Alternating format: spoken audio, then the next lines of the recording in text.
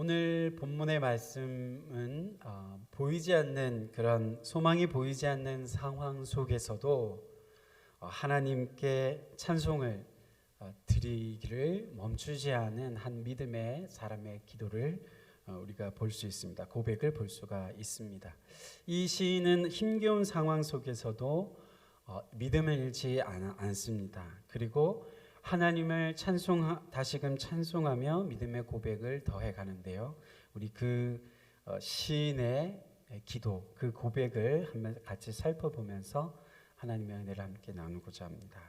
먼저 1절 말씀을 다시 한번 읽어드리겠습니다. 하나님이여, 사슴이 시냇물을 찾기에 갈급함같이 내 영혼이 주를 찾기에 갈급하니이다. 우리는 여기서 시인의 갈급함을 보게 됩니다. 무엇에 대해서 갈급하다고 말하고 있습니까? 주를 찾기에 갈급하다고 말하고 있습니다. 갈급함의 뜻을 사전에 찾아보면 이렇게 되어 있습니다. 속이 마를 지경으로 몹시 바라는 상태가 갈급함입니다. 그러니까 무엇입니까? 시인은 지금 속이 마를 지경으로 몹시 바라고 있는 것이 있다는 것입니다. 무엇 때문에 그렇다는 것입니까? 주님을 찾느라고 그렇다는 것입니다. 시인의 상태를 또 조금 더 알려주고 있는 표현이 앞에 있는데요. 사슴이 시냇물을 찾기에 갈급함 같이입니다. 시인의 용어는 갈급한데 사슴이 시냇물을 찾기에 갈급함 같이 갈급하다는 것입니다. 당시 고대 근동에서 사막 지역을 여행할 때에 낙타를 타고 사막을 지나가야 했습니다. 그런데 여기에 그 사막 지역을 여행하는 데 있어서 꼭 동행하게 한 것이 있었는데 그것이 사슴이었다고 합니다. 출발할 때 우선 낙타에게 물을 듬뿍 먹여서 출발을 합니다. 그런데 꽤 오랜 시간이 지나고 나면 이제 어느 순간이 되면 이 낙타가 이제 주저앉고 멈추는 상황이 생기게 됩니다. 그런데 이때 출발 때 동행하게 했었던 이 사슴을 풀어준다고 합니다. 이 사슴은 낙타와는 반대로 물을 조금도 주지 않고 출발한 그런 사슴입니다. 그러니 어떻겠습니까? 사슴을 풀어주면 사슴은 물이 있는 곳을 향해서 그 냄새를 맡고서 달려간다고 합니다. 그런데 대부분의 경우 이 사슴은 오아시스 그 물에 도착하지 못하고 중간에 쓰러져 죽는다고 합니다. 왜냐하면 기력을 이렇게 다 써버리기 때문입니다. 하지만 일행들은 이 사슴이 뛰어간 그 방향을 향해서 가서 결국에는 물을 얻어서 계속해서 끝까지 여행을 할 수 있었다는 것입니다. 시인은 지금 오늘 본문의 시인은 사슴이 물을 찾기에 갈급함 같이 그의 영혼이 주님을 찾는 데 갈급하다고 이야기하고 있는 것입니다. 또 본문의 표제를 보게 되면 이렇게 되어 있습니다. 고라 자손의 마스길이라고 되어 있습니다. 여기에서 말하고 있는 고라 자손은 이 시를 쓴 저자인지는 분명하지는 않습니다만 확실한 것은 이 고라 자손을 통해서 이 시편 42편이 계속해서 읊어져 내려왔다는 것입니다. 고라 자손은 역대상 9장 19절과 26장 1절에서 1절을 보게 되면 우리가 알 수 있는데 성전 문지기였습니다. 하나님이 계신 성전을 지키는 문지기였습니다. 어느 날 갑자기 성전을 지키던 이 고라 자손들의 삶의 가운데에 성전이 파괴되는 일이 일어났습니다. 그리고 자기가 속해 있는 민족 사람들이 포로로 끌려가는 것을 겪게 되었습니다. 포로의 신세가 된 이방 땅에서 그는 하나님이 거하신다고 믿었던 성전, 그 성전이 무너져 버린, 그 성전이 파괴되어 없어져 버린 상황을 맞닥뜨리게 되었습니다.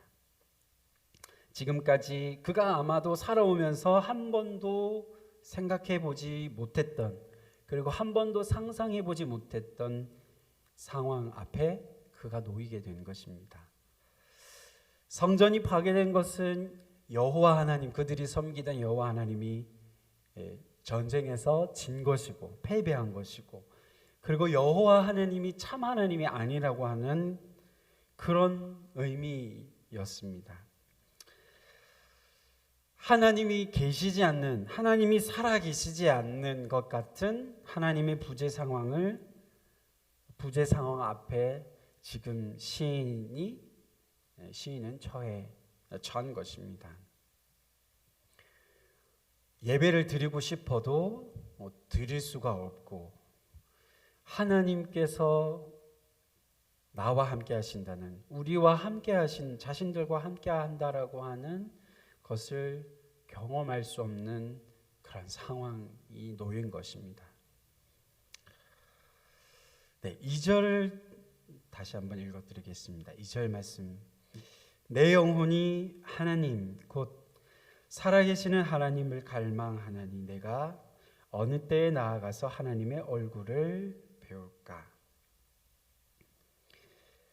하나님을 보고 싶지만 그럴 수 없는 시인의 그리움과 그리고 시인의 안타까움이 이 2절에 묻어 있는 것을 보게 됩니다. 내가 어느 때에 나가서 하나님의 얼굴을 뵐 수 있을까라고 하는 것, 시인의 탄식을 듣습니다. 그런데 시인은 또한 주변 사람들로부터 조롱의 말을 듣기도 합니다. 3절 말씀 보시겠습니다. 3절입니다. 사람들이 종일 내게 하는 말이 내 하나님이 어디 있느뇨 하오니. 주변 사람들이 보기에 지금 시인이 의지하는 여호와 하나님은 살아계신 것이 아니라 죽은 것입니다. 죽은 것이죠. 그런데 더 아픈 사실은 시인 자신도 주변 사람들의 그런 조롱의 말에 뭐라고 대답해야 할지 분명하지 않았다는 것입니다. 그래서 시인은 눈물이 그의 음식이 되었다고 고백합니다. 눈물이 주야로 흘러서 자신의 음식이 되었다고 이어지는 3절 뒷부분에서 고백하는 것을 보게 됩니다. 문득 옛날 그 성전 파괴되기 전에 화려하고 그리고 아름다웠던 성전에서 그 이전에 하나님을 찬양하도록, 그리고 자신의 민족 사람들을 인도하였었던 자신의 옛 그 기억을 떠올립니다. 하지만 좋았던 그 시절의 기억이 오히려 자기 자신을 지금 자신의 상황을 더 아프게 하고 있습니다. 4절 말씀인데요. 내가 전에 성의를 지키는 무리와 동행하여 기쁨과 감사의 소리를 내며 그들을 하나님의 집으로 인도하였더니 이제 이 일을 기억하고 내 마음이 상하는도다. 하나님의 임재 가운데 살았던 아름다웠던 기억은 오히려 지금 자기 자신이 처한 비참한 그 상황을 더 부각시킬 뿐이었습니다.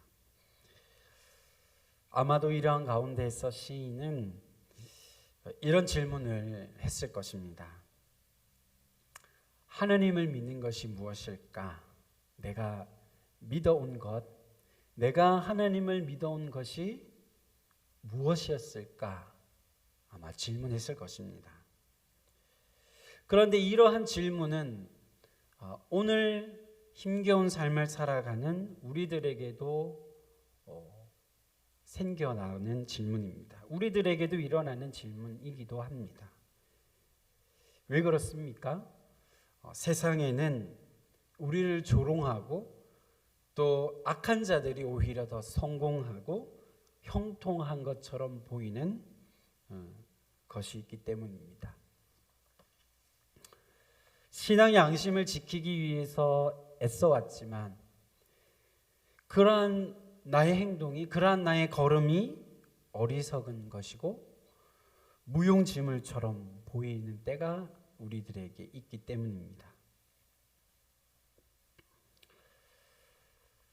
그런데 어떻게 된 일인지 시인은 이러한 자신의 상황 가운데에서 문득 한 가지 사실을 깨닫게 되었음을 보게 됩니다. 그것은 이런 자신의 비참한 상황에도 불구하고 자신이 여전히 그 하나님을, 여호와 하나님을 갈망하고 있다고 하는 사실을 보게 되었습니다. 자신의 상황은 달라진 것이 없었습니다. 자기 앞에 놓인 어려움들은 여전히 그 자리에 있었습니다. 그런데 무엇이 달라졌을까요? 무엇이 변한 것이었을까요? 그는 알게 되었습니다. 시인은 이 상황에 대한, 자기의 삶에 대한, 자기가 처한 이 상황에 대한 인식이, 자신의 그 생각이 달라진 것을 깨닫게 됩니다. 이전에는 자신이 처한 객관적인 상황, 누가 봐도 어렵고 비참한 상황, 하나님이 계시지 않는 것 같은 상황을 보았습니다. 그런데 지금은 그 객관적인 상황으로 볼 때 상상할 수 없는, 생각할 수 없는 한 가지 사실을 보게 된 것입니다. 그것이 무엇입니까? 하나님을 갈망하고 있는, 그럼에도 불구하고 하나님을 갈망하고 있는 자신을 본 것입니다. 그래서 2절 상반절을 읽어보면 다르게 읽히는 것을 볼 수 있습니다. 내 영혼이 하나님, 곧 살아계시는 하나님을 갈망하나니 라고 말하고 있습니다. 실로 하나님은 존재하지 않는 분이 아니라 살아계신 하나님이라고 하는 사실을 그는 깨닫고 있는 것을 볼 수 있습니다. 내 삶에 간섭하지 않는 것 같은 상황이 펼쳐져 있다 하더라도 지금도 내 삶에 살아서 역사하시는 하나님, 신실하신 하나님이 여전히 내 삶 가운데 계시다고 하는 사실을 그는 보게 된 것입니다. 우리들도 그렇습니다. 우리가 당하고 있는, 그리고 우리가 겪게 되는 아픔들이 우리의 삶 속에 여전히 있습니다. 여전히 그러한 삶이 우리 삶 가운데 떠나지 않습니다. 그러한 아픔들을 가지고서 우리도 이 시인과 같이 하나님 앞에 기도하고 하나님 앞에 나아가기도 합니다. 그런데 우리가 잊지 말아야 할 것이 무엇인가 하면 하나님은 우리의 아픔과 우리가 처한 현실보다 더 너머에 계신 분이라고 하는 사실입니다. 내 상황과 환경이 하나님이 계시지 않은 것처럼 보일 수 있습니다. 그러나 우리가 기억해야 할 것은 하나님은 그러한 어려움 가운데에 우리를 계속해서 내버려 두시지 않는다고 하는 사실인 줄로 믿습니다. 기도 가운데 우리의 마음을 다시금 살펴보게 하시고 무엇이 참된 진리인지 무엇이 진실인지를 보게 하십니다. 시인도 그러한 가운데에서 살아계신 하나님을 깨닫고 경험하였습니다. 그리고는 마지막 5절에서 이렇게 고백합니다. 내 영혼아 내가 어찌하여 낙심하며 어찌하여 내 속에서 불안해하는가? 너는 하나님께 소망을 두라. 그가 나타나 도우심으로 말미암아 내가 여전히 찬송하리로다 고백하는 것을 보게 됩니다. 시인은 자신이 처한 어려운 상황 가운데에서 낙심했었지만 그러나 다시금 진실이 무엇인지 그가 하나님께 그의 처지를 아뢰이고 그가 하나님 앞에 자신의 상황을 아뢰이면서 깨닫게 되었습니다. 그리고는 다시금 하나님을 향한 믿음으로 믿음의 고백을 드리고 그리고 하나님을 찬송하겠다고 그렇게 고백하는 것을 우리는 보게 됩니다. 우리들도 이 시인의 고백을 기억해야 합니다. 우리 앞에 놓여 있는 이 어려움들로 인해서 낙심되기도 하지만, 그러나 그러한 우리들의 어려움을 하나님 앞에 아뢰이면서, 하나님, 도대체 하나님은 나의 삶 속에 계시기나 한 것입니까? 라고 그러한 고백을 드리기도 하지만, 그러한 가운데에서 우리가 포기하지 않고 하나님 앞에 기도하며 하나님 앞에 아뢰이며 하나님 앞에 우리가 기도를 멈추지 않고 나아갈 때에 하나님께서 우리 가운데 깨닫게 하여 주시는 사실은, 하나님께서는 우리를 포기치 않으시고 우리를 향하여 여전히 살아 역사하시는 하나님이라고 하는 것을 깨닫게 해 주신다는 사실입니다. 그래서 우리는 우리 영혼을 향해서 선포해야 할 줄로 믿습니다. 선포해야 하는 것이지요. 무엇입니까? 내 영혼아, 내가 어떻게 해서 어째서 낙심해야 하느냐? 너는 하나님에게 소망을 둘지어다. 믿음의 눈을 들어서 너의 하나님을 바라볼지어다. 하나님을 찬송할지어다 라고 그렇게 선포해야 할 줄로 믿습니다. 바라기는 이 새벽 기도의 제단을 계속해서 쌓아가시는 우리 주의 권속 여러분들 가운데 그러한 믿음의 고백이 계속해서 내 영혼을 향해 선포되어지고 또 하나님 앞에 드려지는 여러분의 기도의 고백이 되어지시기를 간절히 소망합니다. 그래서 하나님 앞에 드리는 그 기도를 통하여 하나님께서 시인 가운데 찾아오셨던 것처럼, 응답하여 주셨던 것처럼 우리의 삶 가운데 살아계시는 그 하나님을 경험하고 그 하나님을 높여드리며 주님을 찬송하는 그러한 삶이 계속해서 이어지게 될 줄로 믿습니다. 이 시간도 그러한 믿음으로 나아가시는 우리 모두의 삶이 되실 수 있기를 주님의 이름으로 축원드립니다. 기도하겠습니다. 하나님 감사합니다. 하나님, 우리의 삶은 오늘 시인이 하나님이 계시지 않는 것 같은 그런 상황 속에서, 그리고 주변 사람들의 조롱을 듣기도 하는 그러한 상황 가운데 우리의 삶도 놓여 있기도 하지만, 그러한 삶을 경험하기도 하지만, 그러나 주님, 오늘 말씀을 통해서 주님께서 우리에게 들려주시는 말씀, 낙심하지 말고 계속해서 기도하며 나아갈 때에 나에게 나아오라고 말씀하여 주시는 줄로 믿습니다. 하나님께서 그런 우리들이 하나님께 소망을 두고 낙심하며 좌절한 상황 가운데 머물러 있지 않고 주님의 도움을 구하며 주님 앞에 부르짖으며 나아갈 때에 하나님께서 우리 가운데 말씀하여 주시고 다시금 임재하여 주시겠다고 말씀하여 주시는 줄로 믿습니다. 이 시간도 그 주님을 바라보며 이 새벽에도 주님, 우리의 삶 속에 있는 우리의 어려움과 우리의 문제들을 가지고서 주님 앞에 부르짖으며 나아갈 때 하나님께서 우리들을 긍휼히 여기시고 우리 가운데 역사하여 주실 줄 믿습니다. 이 새벽에도 주님께서 우리들을 주목하셔서 하나님, 우리의 상황을 굽어 살펴주시고 주님께 부르짖으며 나아가는 우리들을 긍휼히 여겨주셔서 주님, 우리의 간구를 응답하여 주실 줄 믿습니다. 하나님 아버지, 우리들 이 새벽 주 앞에 나아가는 주의 권속들과 모든 우리 친구의 성도님들의 그 간구를 들어주시고 주님께서 살아 역사하여 주실 줄 믿사옵고 주님께 감사드리며 이 모든 말씀 예수 그리스도의 이름으로 기도드립니다. 아멘. 자유롭게 기도하시